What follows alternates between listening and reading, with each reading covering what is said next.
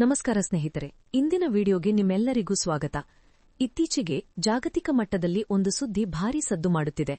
ಅಮೆರಿಕದ ಅಧ್ಯಕ್ಷ Donald Trump ಅವರು ಭಾರತ ರಷ್ಯಾದಿಂದ ತೈಲ ಖರೀದಿಸಲು ನಾವು ನಿರ್ಬಂಧಗಳಿಂದ ವಿನಾಯಿತಿ ಅಂದ್ರೆ ಸ್ಯಾಂಕ್ಷನ್ಸ್ ವೇವರ್ ನೀಡಿದ್ದೇವೆ ಎಂದು ಹೇಳಿಕೊಂಡು ಅದರ ಸಂಪೂರ್ಣ ಕ್ರೆಡಿಟ್ ಅನ್ನು ತಾವೇ ತೆಗೆದುಕೊಳ್ಳಲು ಮುಂದಾಡಿದ್ದಾರೆ.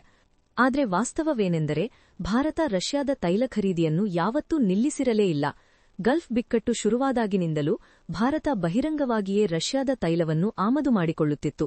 ಹಾಗಾದರೆ ಟ್ರಂಪ್ ಅವರು ಇದ್ದಕ್ಕಿದ್ದಂತೆ ಈ ವಿನಾಯಿತಿಯನ್ನು ಏಕೆ ಘೋಷಿಸಿದರು? ತಾವು ಮಾಡದ ಕೆಲಸಕ್ಕೆ ಕ್ರೆಡಿಟ್ ಏಕೆ ತೆಗೆದುಕೊಳ್ಳುತ್ತಿದ್ದಾರೆ? ಇದರ ಹಿಂದಿನ ಅಮೆರಿಕದ ಅಸಲಿ ತಂತ್ರವೇನು? ಬನ್ನಿ, ಇಂದಿನ ವಿಡಿಯೋದಲ್ಲಿ ಇದರ ಬಗ್ಗೆ ಸಂಪೂರ್ಣವಾಗಿ ವಿಶ್ಲೇಷಣೆ ಮಾಡೋಣ.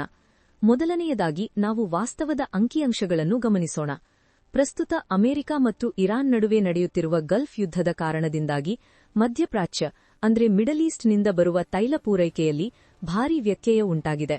ಈ ಹಿಂದೆ ಇರಾಕ್, ಸೌದಿ ಅರೇಬಿಯಾ, ಯುಎಇ ಮತ್ತು ಕುವೈಟ್ನಂತಹ ದೇಶಗಳು ಭಾರತದ ಸುಮಾರು 50% ಕಚ್ಚಾ ತೈಲದ ಬೇಡಿಕೆಯನ್ನು ಪೂರೈಸುತ್ತಿದ್ದವು.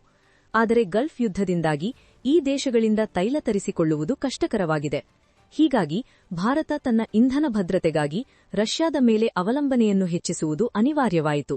ಬ್ಲೂಮ್ಬರ್ಗ್ ವರದಿಯ ಪ್ರಕಾರ ಬೇರೆ ದೇಶಗಳಿಗೆ ಹೋಗಬೇಕಿದ್ದ ರಷ್ಯಾದ ತೈಲ ಟ್ಯಾಂಕರ್ಗಳು ತಮ್ಮ ಮಾರ್ಗವನ್ನು ಬದಲಾಯಿಸಿ ನೇರವಾಗಿ ಭಾರತದ ಬಂದರುಗಳಿಗೆ ಬಂದು ಕಚ್ಚಾ ತೈಲವನ್ನು ತಲುಪಿಸುತ್ತಿವೆ.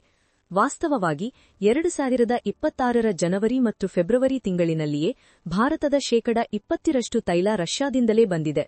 ಅಂದರೆ ಟ್ರಂಪ್ ಅವರ ಈ ವಿನಾಯಿತಿ ಘೋಷಣೆ ಬರುವ ಮುನ್ನವೇ ಭಾರತ ಬಹಳ ವೇಗವಾಗಿ ಮತ್ತು ನಿರ್ಭೀತವಾಗಿ ರಷ್ಯಾದ ತೈಲವನ್ನು ತರಿಸಿಕೊಳ್ಳುತ್ತಿತ್ತು.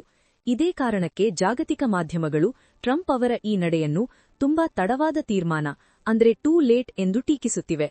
ಹಾಗಾದರೆ ಅಮೆರಿಕ ಈಗ ಘೋಷಿಸಿರುವ ಈ ವಿನಾಯಿತಿ ಅಥವಾ ಸ್ಯಾಂಕ್ಷನ್ಸ್ ವೇವರ್ನ ಅಸಲಿ ಅರ್ಥವೇನು? ಸ್ನೇಹಿತರೆ, ಯುಎಸ್ ಟ್ರೆಷರಿ ಅಧಿಕಾರಿ ಸ್ಕಾಟ್ ಬೆಸೆಂಟ್ ಅವರು ಇತ್ತೀಚೆಗೆ ಈ ಬಗ್ಗೆ ಮಾತನಾಡಿದ್ದಾರೆ. ಅವರ ಪ್ರಕಾರ ಅಮೆರಿಕ ಭಾರತಕ್ಕೆ ಕೇವಲ 30 ದಿನಗಳ ತಾತ್ಕಾಲಿಕ ವಿನಾಯಿತಿಯನ್ನು ಮಾತ್ರ ನೀಡಿದೆ ಮತ್ತು ಇದು ಏಪ್ರಿಲ್ 4ರಂದು ಮುಕ್ತಾಯಗೊಳ್ಳುತ್ತದೆ.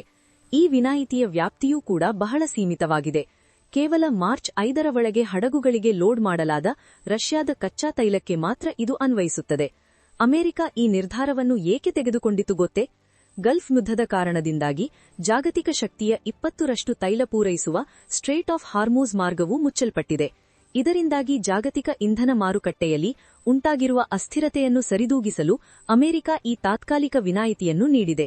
ಈ ಸಹಾಯಕ್ಕೆ ಪ್ರತಿಯಾಗಿ ಮುಂದಿನ ದಿನಗಳಲ್ಲಿ ಭಾರತ ಅಮೆರಿಕದ ತೈಲವನ್ನೇ ಖರೀದಿಸಬೇಕು ಎಂಬ ನಿರೀಕ್ಷೆಯನ್ನು ಅವರು ವ್ಯಕ್ತಪಡಿಸಿದ್ದಾರೆ.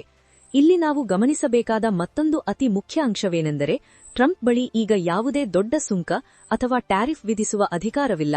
ಭಾರತದ ಮೇಲೆ 25% ಹೆಚ್ಚುವರಿ ಸುಂಕ ವಿಧಿಸುವ ಟ್ರಂಪ್ ಅವರ ನಿರ್ಧಾರವನ್ನು ಅಮೆರಿಕದ ಸುಪ್ರೀಂ ಕೋರ್ಟ್ ಅಕ್ರಮ ಅಥವಾ ಇಲ್ಲೀಗಲ್ ಎಂದು ತೀರ್ಪು ನೀಡಿ ಆ ಅಧಿಕಾರವನ್ನು ಕಸಿದುಕೊಂಡಿದೆ.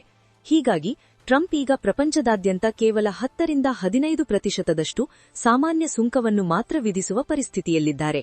ರಷ್ಯಾದ ಕಂಪನಿಗಳಾದ ರಾಸ್ನೆಫ್ಟ್, ಲುಕಾಯಿಲ್ ಮತ್ತು ಗ್ಯಾಸ್ಪ್ರಾಮ್ಗಳ ಜೊತೆ ವ್ಯಾಪಾರ ಮಾಡುವವರ ಆಸ್ತಿಯನ್ನು ಮುಟ್ಟುಗೋಲು ಹಾಕುವ ನಿರ್ಬಂಧಗಳು ಮೊದಲಿನಿಂದಲೂ ಇವೆ.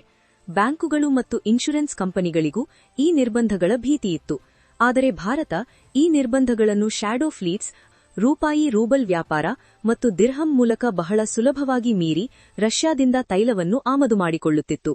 ಅಂದರೆ ಅಮೆರಿಕದ ನಿರ್ಬಂಧಗಳಿದ್ದರೂ ಭಾರತಕ್ಕೆ ಯಾವುದೇ ರೀತಿಯ ದೊಡ್ಡ ತೊಂದರೆಯಾಗಿರಲಿಲ್ಲ ಮತ್ತು ಭವಿಷ್ಯದಲ್ಲಿಯೂ ರಷ್ಯಾ ರಿಯಾಯಿತಿ ದರದಲ್ಲಿ ತೈಲ ನೀಡಿದರೆ ಭಾರತ ಅದನ್ನು ಖರೀದಿಸುವುದನ್ನು ಮುಂದುವರಿಸಲಿದೆ. ಒಟ್ಟಾರೆಯಾಗಿ ಹೇಳುವುದಾದರೆ ಅಮೆರಿಕದ ಈ 30 ದಿನಗಳ ವಿನಾಯಿತಿಯು ಭಾರತಕ್ಕೆ ಕೇವಲ ಒಂದು ಸಣ್ಣ ತಾತ್ಕಾಲಿಕ ರಿಲೀಫ್ ಅಂದ್ರೆ ಎಮರ್ಜೆನ್ಸಿ ಪ್ಯಾಚ್ ಅಥವಾ ಬ್ರೀದಿಂಗ್ ರೂಮ್ ಮಾತ್ರ. ಅಮೆರಿಕದ ಖ್ಯಾತ ರಾಜತಾಂತ್ರಿಕ ಹೆನ್ರಿ ಕಿಸಿಂಜರ್ ಅವರು ಒಮ್ಮೆ ಒಂದು ಅದ್ಭುತ ಮಾತು ಹೇಳಿದ್ದರು. ಅಮೆರಿಕದ ಶತ್ರುವಾಗುವುದು ಅಪಾಯಕಾರಿ, ಆದರೆ ಅಮೆರಿಕದ ಸ್ನೇಹಿತನಾಗುವುದು ಮಾರಣಾಂತಿಕ. ಇಂದಿನ ಗಲ್ಫ್ ಯುದ್ಧದ ಪರಿಸ್ಥಿತಿಯಲ್ಲಿ ಇದು ಅಕ್ಷರಶಃ ಸತ್ಯವಾಗಿ ಕಾಣುತ್ತಿದೆ. ಅಮೆರಿಕದ ಮಿತ್ರ ರಾಷ್ಟ್ರಗಳಾದ ಯುಎಇ, ಸೌದಿ ಅರೇಬಿಯಾ, ಕತಾರ್ ಮತ್ತು ಕುವೈಟ್ ಈ ಯುದ್ಧದ ಅತಿ ದೊಡ್ಡ ಬೆಲೆಯನ್ನು ತೆರುತ್ತಿವೆ. ಆದರೆ ಅಮೆರಿಕ ಮಾತ್ರ ದೂರ ಕುಳಿತು ತನ್ನತ್ತ ಒಂದು ಕ್ಷಿಪಣಿ ಬರದಂತೆ ಸುರಕ್ಷಿತವಾಗಿದೆ.